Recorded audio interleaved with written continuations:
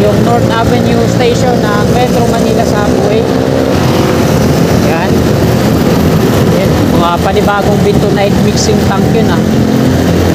Ito yung mga gantry crane na malalaki, north edge sa common station ng MRT7. Yung unang estasyon dito sa SM North Edge sa north.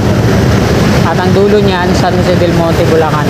Tapos dyan sa patungong West Avenue, mga kababayan, so ipakita ko sa inyo yung mga steel box girders na gagamitin po dito. Ito.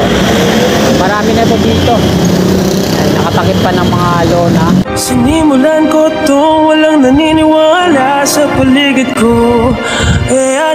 Kaya magandang hapon po sa inyo lahat mga kasikap. Time check po tayo, alas 5:30 na po ng hapon. At nandito tayo sa kaba ng Miriam Defensor Avenue. Patungo tayo dyan sa North Avenue.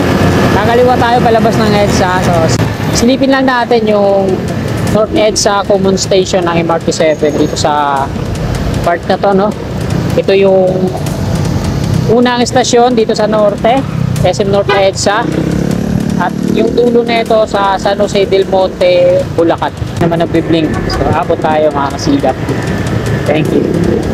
So, North Avenue na po tayo. Ito yung viaduct ng MRT7. Sa ating gawing kaliwa.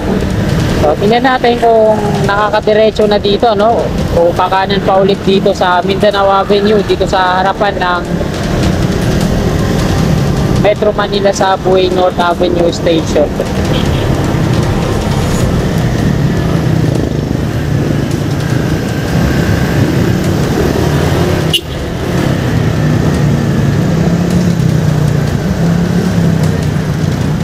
Kaya yung mataas na condominiums na yan yung sa Cityland. Yan mismo sa tapat gitna yung North Edge sa Common Station ng MRT7. So, hindi pa nakakadiretso dito. Talagang kakanan muna dito sa Mindanao Avenue. Tapos mag-U-turn dun sa harapan niya. Yan, sarado. Mga plastic cone yung nakaharang.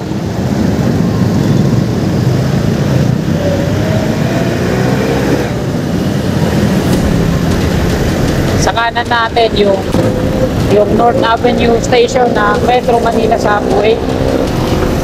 Yan. Yan. Mga panibagong Binto Night mixing tank yun ah. Ito yung mga gantry crane na malalaki. Bawat shop meron yan kasi yan yung nagdadala ng mga load paakyat dito galing sa underground. At nagbababa. Marami yan, mga gantry crane. Ayan yung dalawa sa unahan. Tapos yung mga Binto Night slurry tank ayun sa dulo.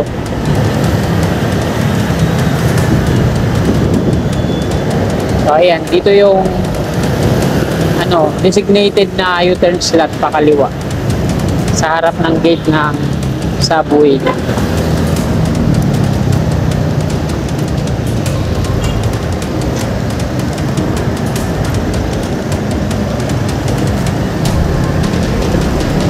Ito yung station na mayroong signal jammer. Pag nagpalipad ka ng drone dito, mawawala ng signal yung drone mo at babagsak. So, yan. Higpit magpalipad dito, no?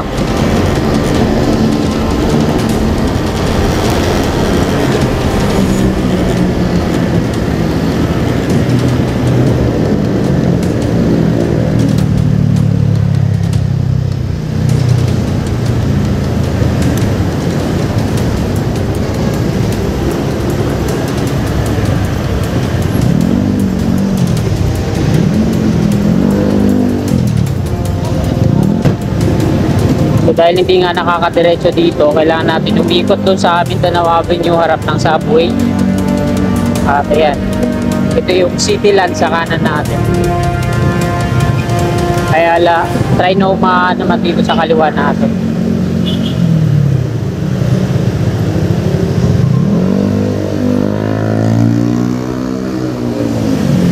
So ito na yung North Edge sa Common Station ng MRT7.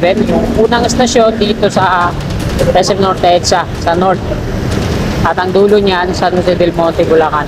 Kita naman natin na yung mga wall niya dito sa unang palapag, pangalawa, pangatlo, hanggang doon sa taas. Platform mismo kung saan sasakay at bababa yung mga pasahero. May mga asintada na nahalo blocks. Medyo may kahabaan tong istasyon na to kasi hanggang yan, abot yan hanggang doon sa may EDSA.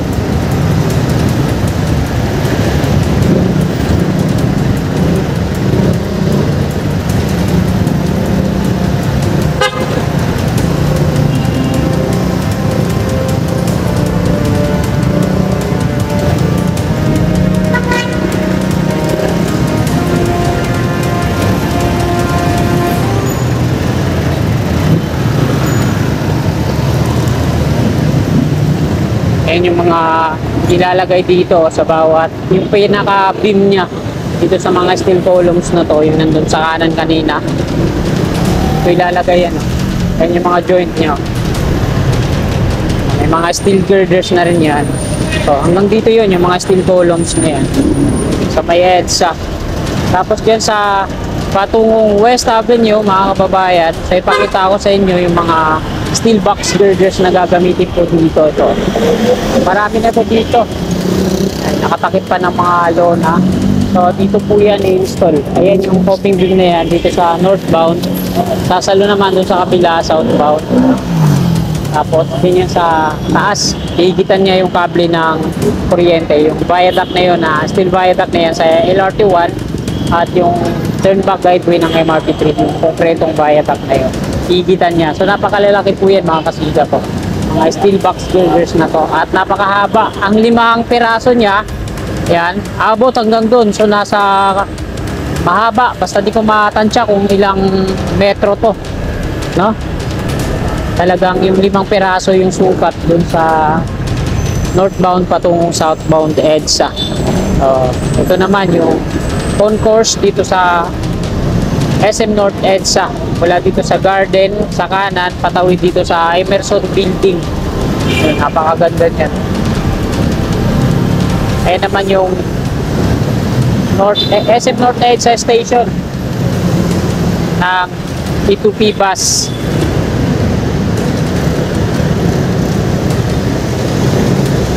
At sa kaliwa. So napakaliwanag, napakaganda ng gawang SM, no? Kumpara doon sa gawa ng gobyerno, mga estasyon dito. Sakto lang na nabuo at nagagamit, nadadaanan, pero walang kaarte-arte.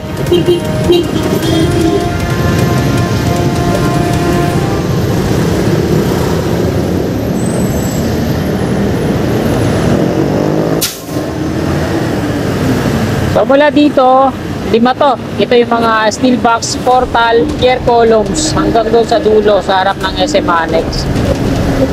So yung isang piraso pala na para dito, pupuno, nandun sa harap ng, ay sa gilid ng landmark Trinoma. Doon pala nilagay.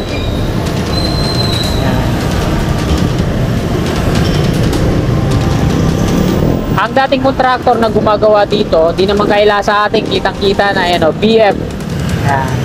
Ayan yung BF Construction Corporation. So, Ayan yung naging issue dyan. Maraming dahilan yung naging issue dyan. Simula nung in-inspection ni Secretary Vince Dizon yan, maraming mga kalat daw, kung ganyan, nakabalandra sa daanan ng sidewalk.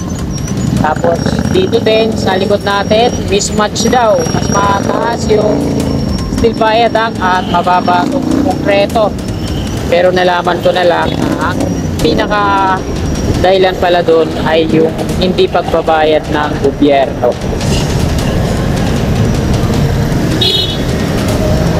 Alam naman natin yung gobyerno natin ngayon, puro nakawan yung nangyayari.